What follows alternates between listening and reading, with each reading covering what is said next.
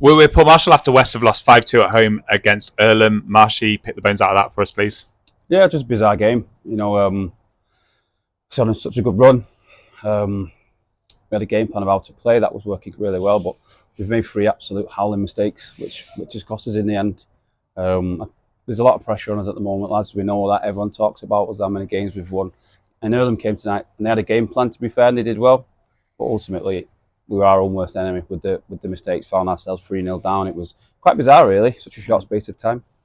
Especially, it seemed like the 2 of the goals came right at the end of first half. Kind of, what did you put that down to? That first half performance? Yeah, no, that's the thing. I couldn't really.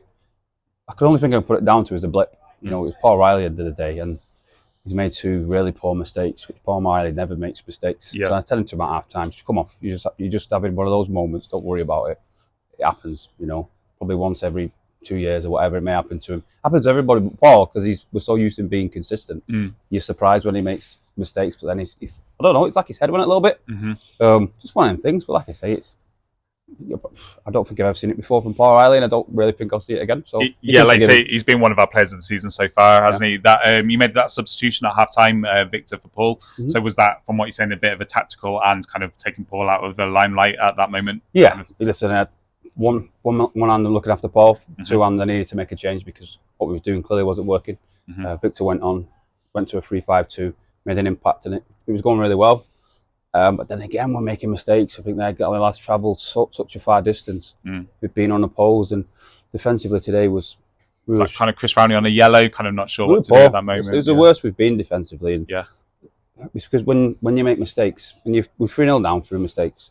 The way we play, we control games. So when you find yourself a goal or 2 down, it's difficult then to start breaking teams down, because the way we play, we suck teams out and play, but they didn't have to because they had a 3-goal lead. So at that point, it became a little bit cat and mouse. We had to roll the dice a little bit, and unfortunately, it didn't quite work. So, like saying, we've not conceded for so long. We did concede on Saturday, but it was kind of our own doing as well. Kind of, do you back the players to kind of recover from that shock from today? Absolutely.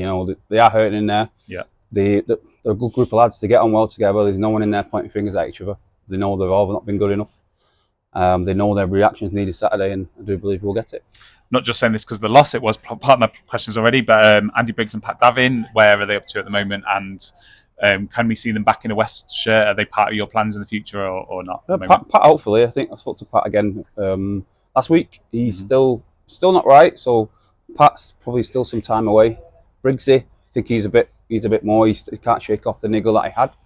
But in terms of centre forwards, we know we could probably do with another body of them 2 not coming back. We're just making sure that it's the right person, the right character, the right player, because the lads have been on such a good run without, say, a recognised striker, and that's probably clouded it a little bit. That probably slowed us down in looking for one.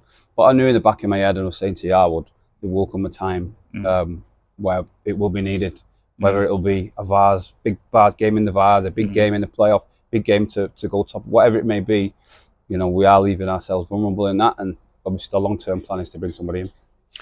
We move on to Pilkington on Saturday, a team who've also beaten us 5-2 this season. Feels like a long time ago. Now, what's the kind of thoughts going into that game? Don't make mistakes. We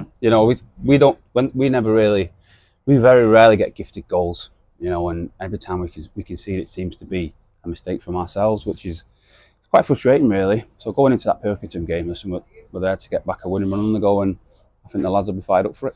We'll be there. Thanks for your time, mate. Cheers.